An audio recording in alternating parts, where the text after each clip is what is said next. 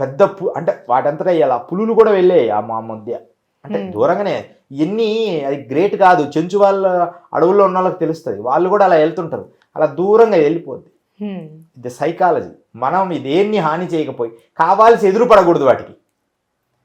ఒక పులి అనేది రియల్గా చెప్పాలంటే పులి మనిషి మీద అటాక్ చేయదు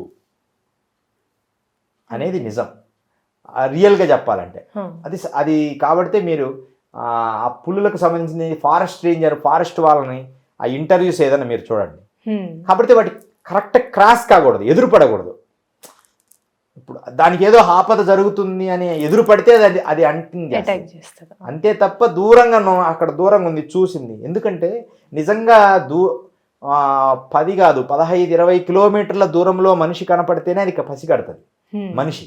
అది నిజంగా రావాలంటే రావచ్చు కదా, రాదు. ఏదో కొత్త అంటే అంత చూపు, మానవుని చూపు కంటే 10 రెట్లు ఎక్కువ ఉంటుంది పులికి చూపు.